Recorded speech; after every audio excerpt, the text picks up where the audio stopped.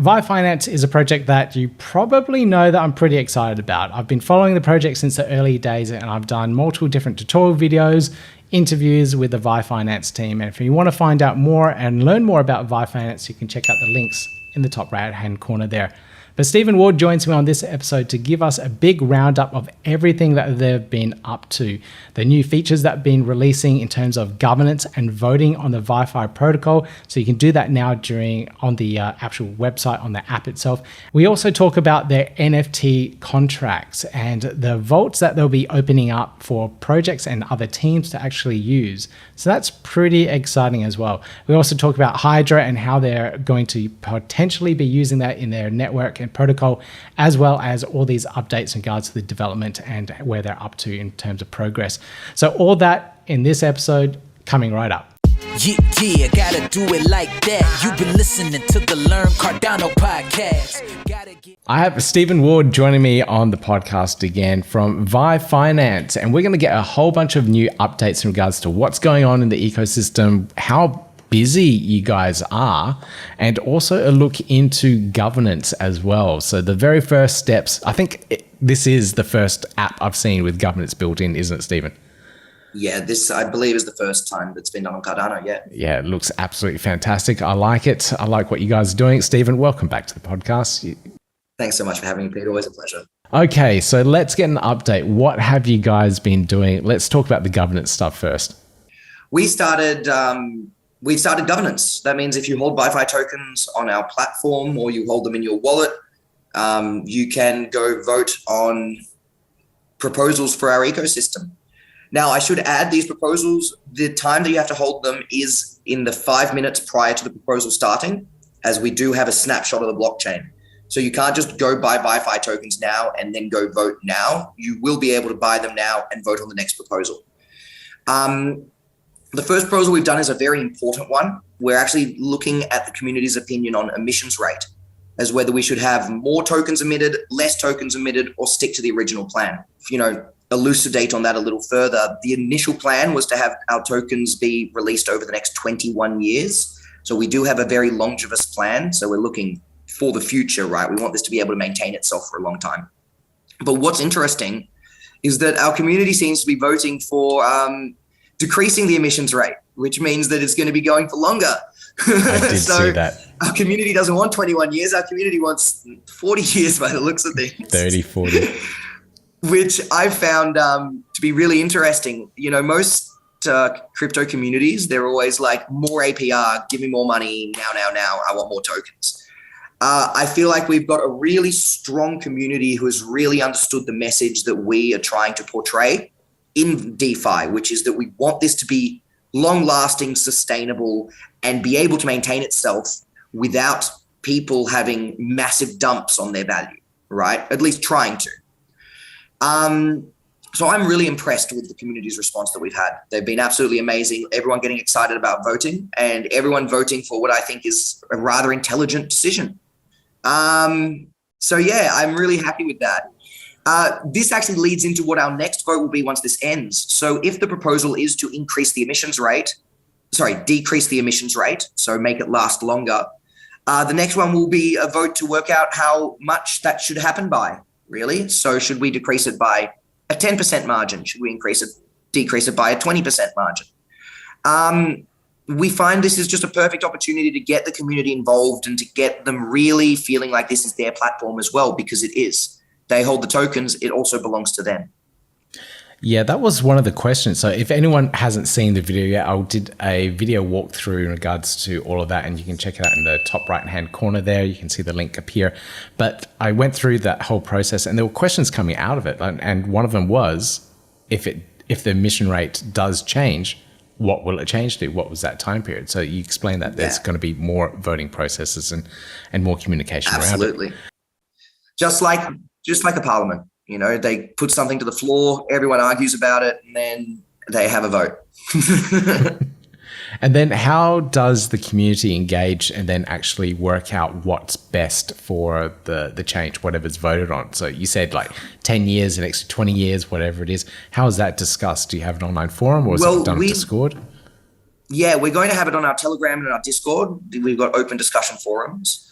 With this one, if we do change, it's going to be a little bit more reading if you want to get a proper understanding of each of the levels, because I essentially plan to outline all the options mathematically, right? Of course, I'm not going to ask it's very similar to how, it works now. You have policymakers in government that outline policy options, and then you have the parliament that chooses on behalf of the people. If you think of it in that same manner, we're the policymakers. So I outline a few choices that I believe are good for what we want to be doing to meet that criteria. And then the parliament will go off and debate that. That would be our community that goes off and debates which of those options are the best. One thing I've been really enjoying is watching that lively discussion and to and fro in all of our socials. People have been getting very into the discussion, and some people are like, oh, but maybe we should get more VyFi. And then you'll just get people come in and be like, no, what are you doing? We want less VyFi, less sales pressure. And then there are others that are very nervous about our NFT because they're worried that if we reduce the emission, the value of the payout for the NFT is going to reduce. There is something that I would actually like to answer that for people who do have that question right now. The payout for our NFT vaults, they're definitely stable through until I believe it's August. So that's not going to be changing until August. It's going to remain at 0.655 per day. Thereafter, we are actually looking at building the system so that the royalties will be moved from the actual NFT purchase into the delivery of that NFT, right? So that means someone purchases an NFT, we make the royalty, we use that royalty to buy VyFi, it goes into the VyFi vault for the NFT. We are also looking at making a factory contract whereby other projects will be able to access our NFT technology. They'll be able to use our NFT smart contracts. And in so doing, all that's required from them is that they deposit a little bit of VyFi. And that VyFi, that's the cost of minting that contract for themselves. That VyFi then gets sent into the NFT vault. So we are actually trying to look at building mechanisms so that from a business perspective, people will continue delivering VyFi to that vault. Whilst the base emissions by nature may decrease, we actually don't know yet. I don't have an answer to this yet. Even if we were to increase it by 5 years or 10 years for that payout, I imagine that the immediate effect of that would be negligible. We do need to realize that we are trying to build the systems to make this self-sustaining so that even if we were theoretically to give zero into that vault, there would still be VyFi delivered into that vault to supply the NFTs process, right? And that's, to me, is what's so important. It's about having an actual economic process that is self-sustaining and doesn't collapse on itself. Gotcha. So a couple of different mechanisms to fund and feed more VyFi tokens into that VyFi vaults so that can essentially feed itself. And a lot, like you said, like the NFT vaults, like other projects will start using that as well, pay for it with VyFi. And with the popularity of the NFT vaults in general, I think a lot more people will be wanting to use it and staking their other project NFTs in it. Can you talk about that, how that's going to work? That's exactly correct. So we are looking at building a factory contract for those NFT vaults, which will allow other businesses to essentially access those vaults for their own users, right? So that means that they can create a vault, put something in the back end, put a policy ID in the NFT in the front end, and then they can basically run that for themselves. Now, in so doing, businesses can actually create these NFT vaults themselves. It's not wizardry. But when they do this through our platform, they'll gain access to our community, right? So there is a small fee that would be taken in their token, and that's just a small percent of what's being delivered to their users.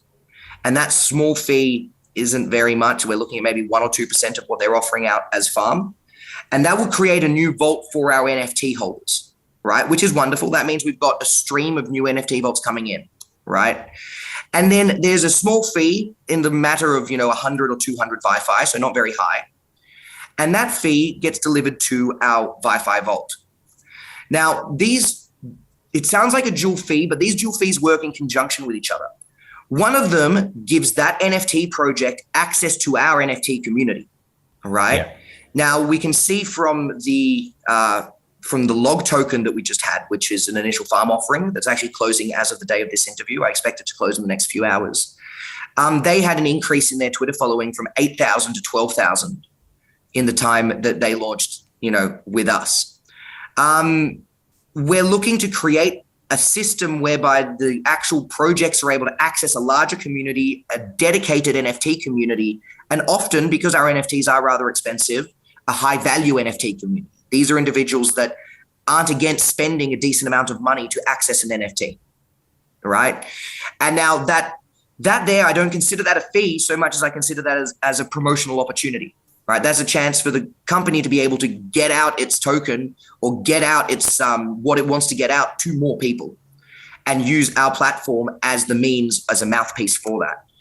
Whereas the 100 or 200 VyFi, we don't have final numbers on that gets delivered to our NFT vault, that is the actual fee of using our contract, right? So you would pay that fee to be able to access our community, right? So that's what it costs to access our community and to access our contracts as they stand. In so doing, we're hoping to create a really sustainable space whereby projects are able to cheaply access a strong community of NFT holders, and we're able to create a nice stream of continuous income for the holders of our own NFT through our NFT vaults.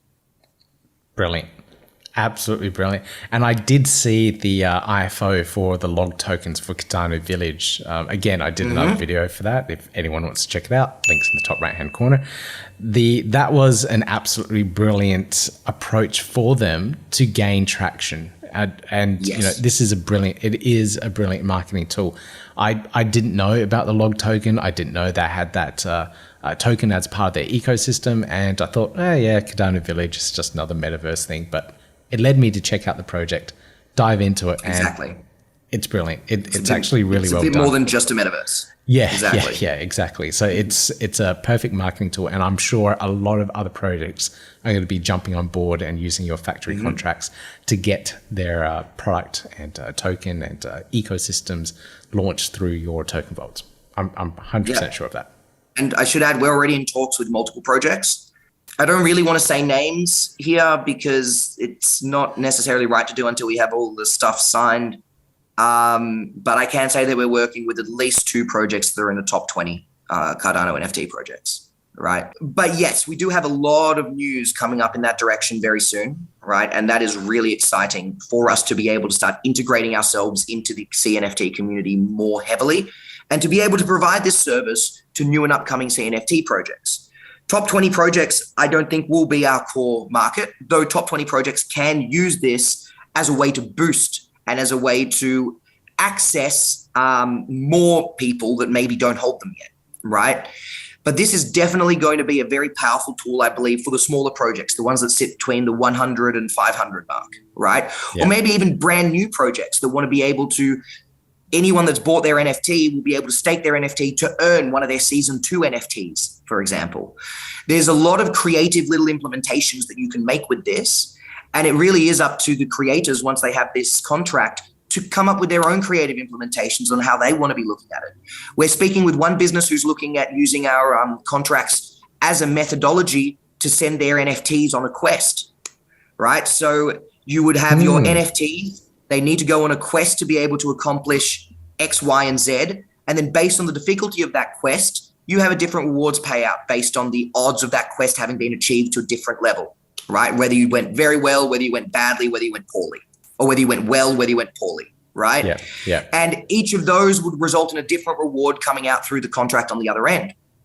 Now, this is a sort of a gamification of our NFT contract, but there's no reason why you can't make a gamification layer on top of it.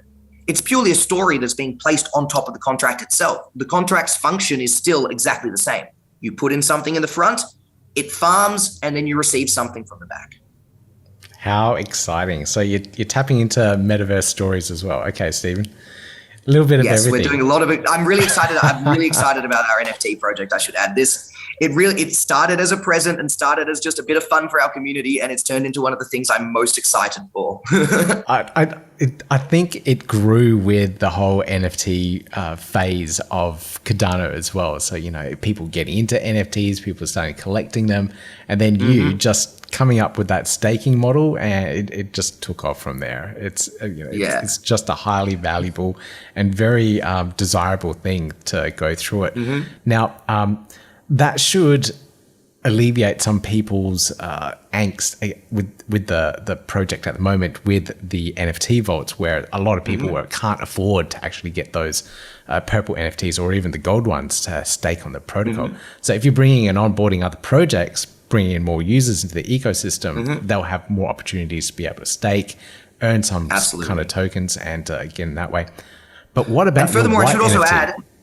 Yeah, that's exactly it. Thank you. Great. So our white NFT, we've got a vote taking place on our white NFTs. Purely, this vote was kind of built out of the lessons that we learned with the ADAOZ NFT that we did, whereby we realized that we don't want people to be in the blind about different levels, like earning rates versus cost, right? Now, we did outline that in our white paper. But I realized that this was a perfect opportunity to see if the community would prefer the NFT to be rarer with a higher earning rate and more expensive, or if they would prefer it to be cheaper with a lower earning rate, but be able to access more people because it's less rare. So we're actually putting that question out to the community because I don't necessarily have the correct answer to that, right? I have my ideas, but my ideas are just that, they're my ideas. I've set up the 3 options for that. Also, they're mathematically equivalent in the sense that the NFTs will cost differently, but they will have they still follow the same model of the ecosystem that we've already built. So I'm really interested to see what our community is going to be voting on for that white NFT. Now, that white NFT vote takes place for a month. And once that white NFT vote has taken place, I believe we'll be launching the white NFT within a week of when that vote ends. So that vote is very much there so they can lead into the white NFT itself. Okay, brilliant. Let the community decide. Let them control what happens with the white NFT. I'm looking forward to it. So I'm assuming this is all going to be on the same governance area. You can actually, if you go to the Soon tab on our governance page, you can already see the proposal there. You can read it. You can already see what the options are. Oh, he's going to the Soon tab. I am.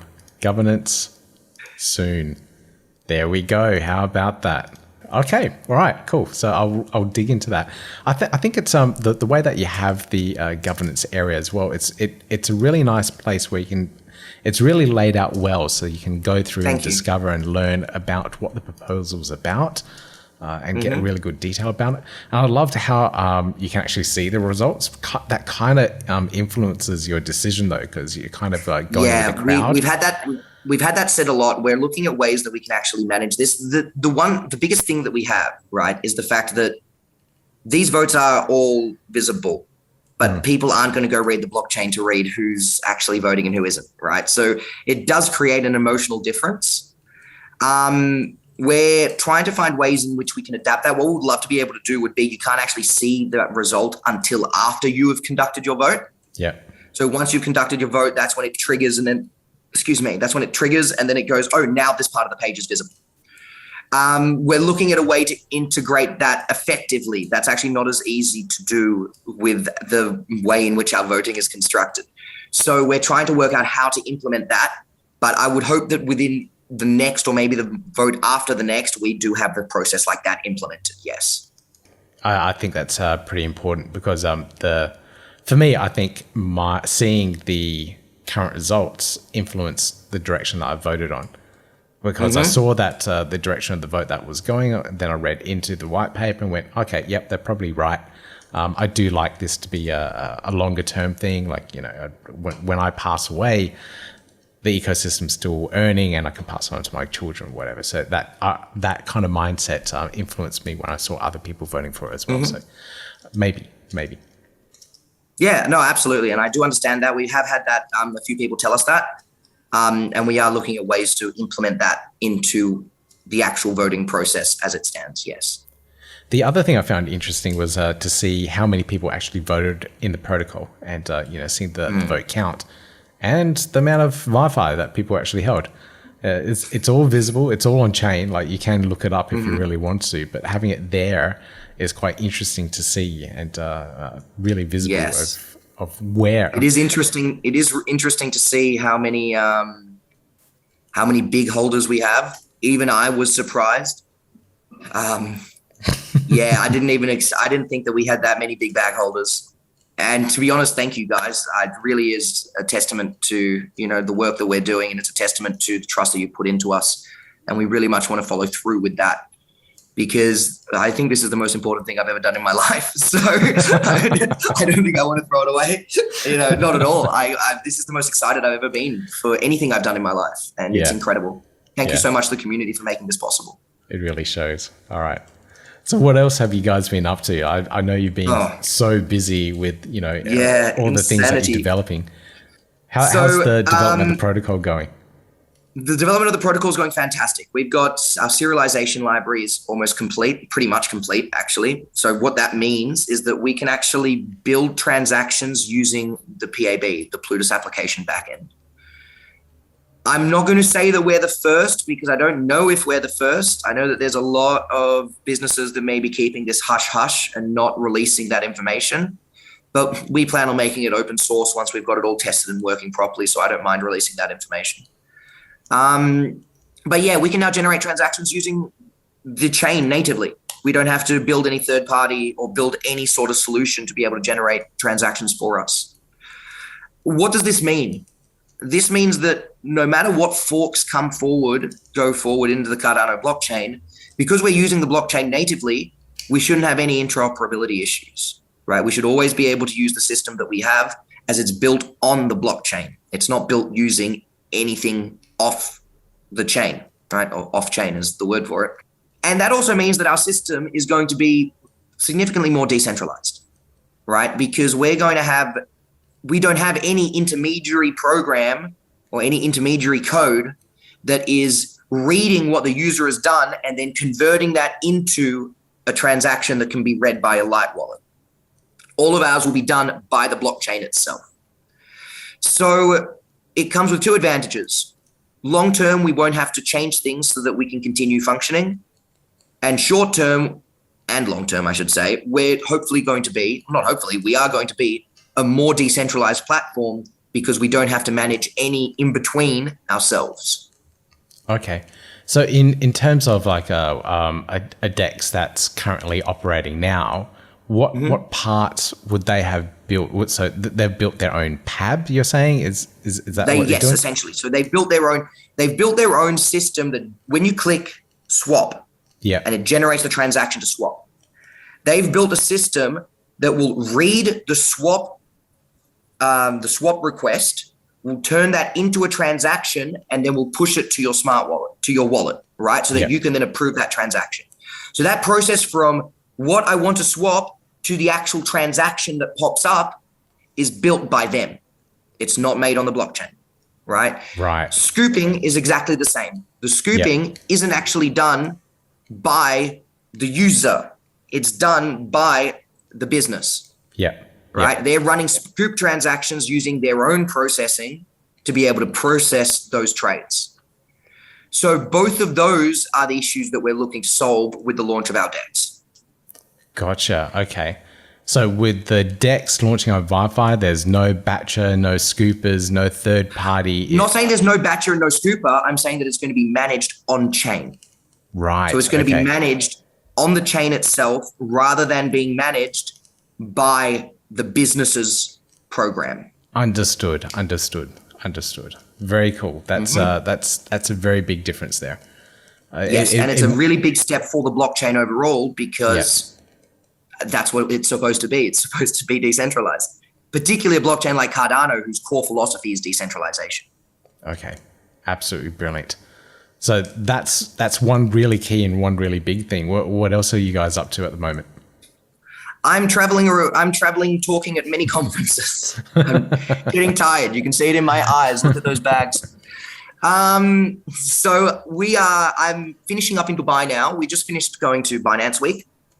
So Dubai just had a Binance Week where we were there meeting with a bunch of finance projects. We're not in Binance, of course, but it's very important to see what the other blockchains are doing and where they're progressing. Prior to that, we were at the World Blockchain Summit. I had the good fortune of speaking at the World Blockchain Summit. And we do actually have that talk on our Telegram and on our Discord. So you can pop into any of those if you want to see my speech. And that was a speech to a room of about 500 to 600 people. I was actually really surprised at how many people were there, a little bit nervous, but it went well. Went very well, actually. Then next week, I am heading to Miami, where I'm going to be speaking at Shitcoin. And then I'm going to be going to BTC 2022. And then I'm going to be speaking at another event called Blockchain 2022. So I'm speaking at 2 events, going to 3, including the 2 that I'm speaking. And then I'm off to the European Blockchain Summit, where we're presenting on both the NFT day and on the token day. So they've got a day dedicated to tokens and a day dedicated to NFTs.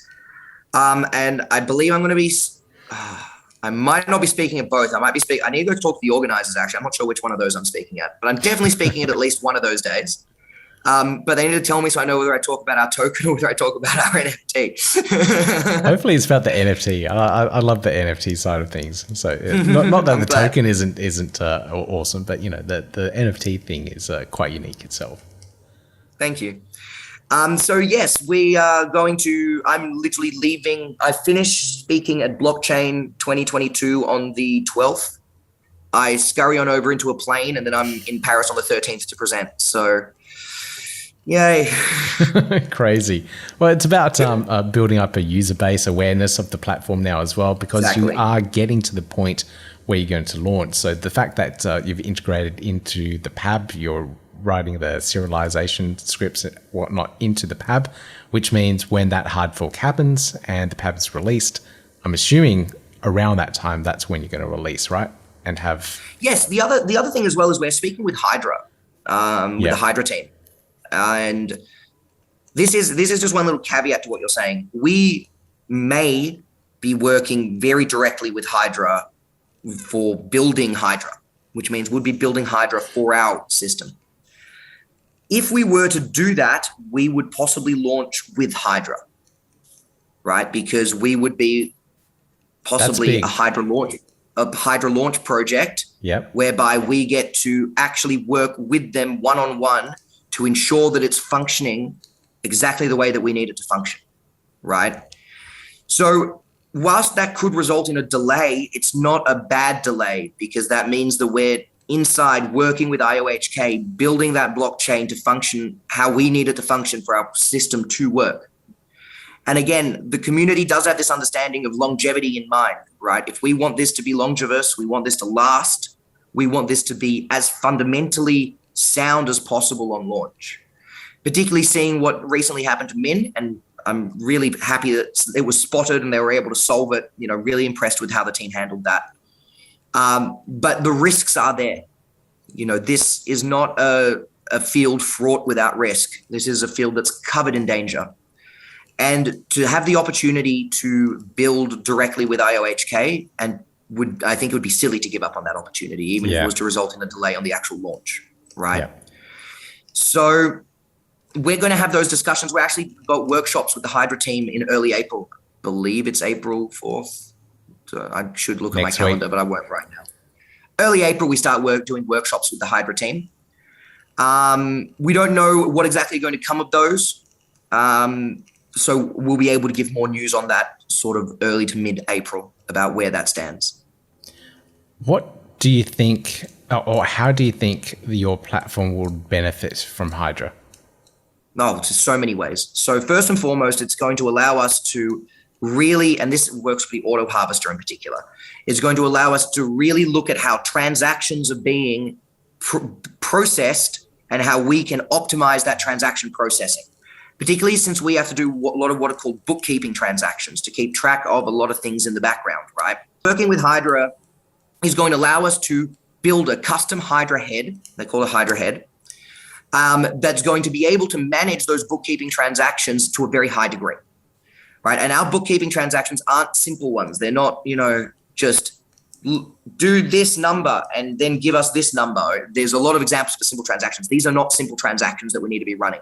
They're not small. And we need to be able to ensure that on high scale, we're able to run multitudes of these at once, right? Yeah. Now, what really worries me is that with the current level of scalability, it's impossible to run an auto harvester. I'll just put that out there. Like, you cannot run an auto harvester with the current level of scalability. And it's impossible to run a DEX on chain. Yeah. That's why, systems are using off-chain solutions. And again, I don't want to say anything against the companies that do. They've done a fantastic job. That's not what I'm trying to say at all. What I'm trying to say is that by working with Hydra, we can really find where the problem points are, and we can work with them directly to fix those specific problem points that we're having, right? And that will allow us to truly build a customized solution, one, for VyFi, and two, also be able to push forwards the chain using our expertise and our talent to be able to make it more accessible to more projects. Because if you can't build something natively on chain that's functional, it's very quickly people aren't going to be building things on chain. Yeah, and you see more projects doing own custom things and closed IP and whatnot to protect their own ecosystem. So more on-chain stuff, more open source development, which is crucial, I think, for Cardano, and you'll see more projects adopt it.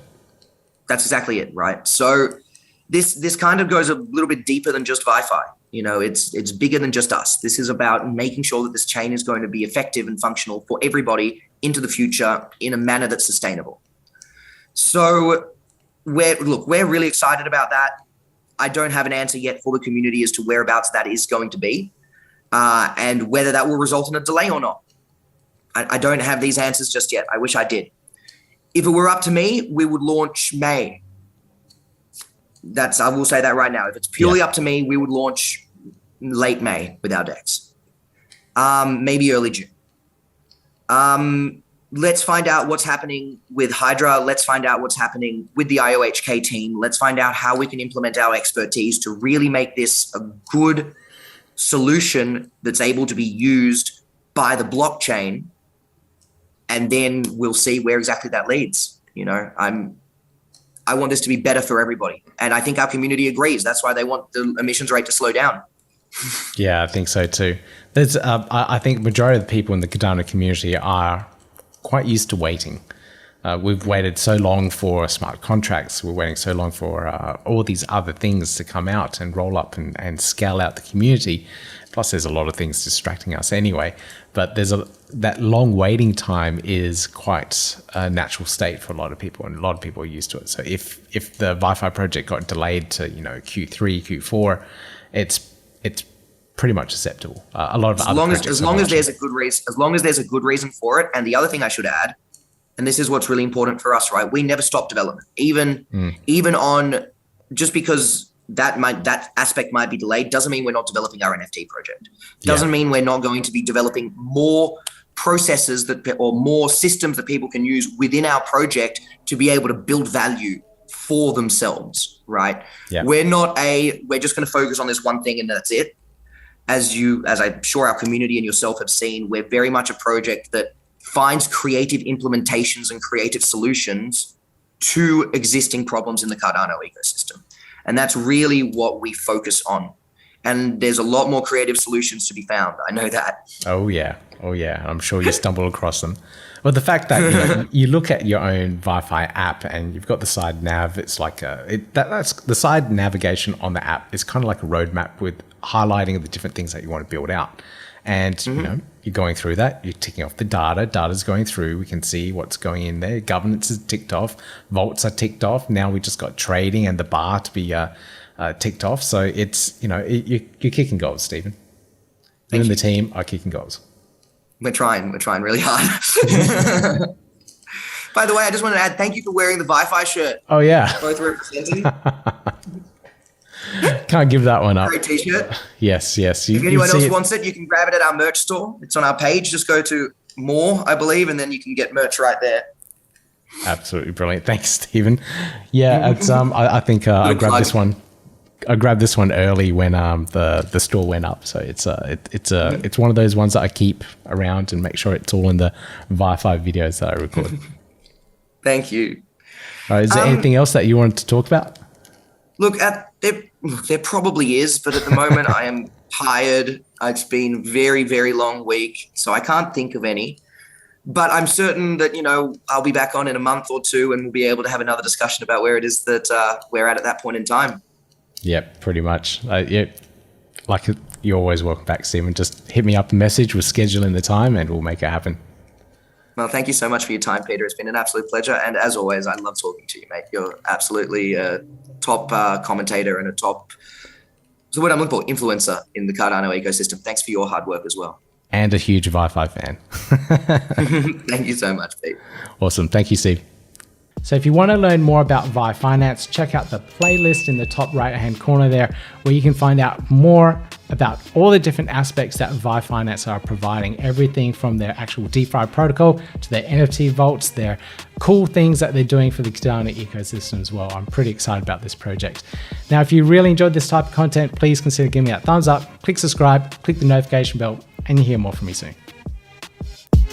Yeah, gotta do it like that. You've been listening to the Learn Cardano podcast. Gotta get it hype. Crypto is what we like, but this is not investment or financial advice. Gotta do your research, cause it's risky. We know it is. This show is educational and it's informative. Crypto's the future, really, it ain't no debate.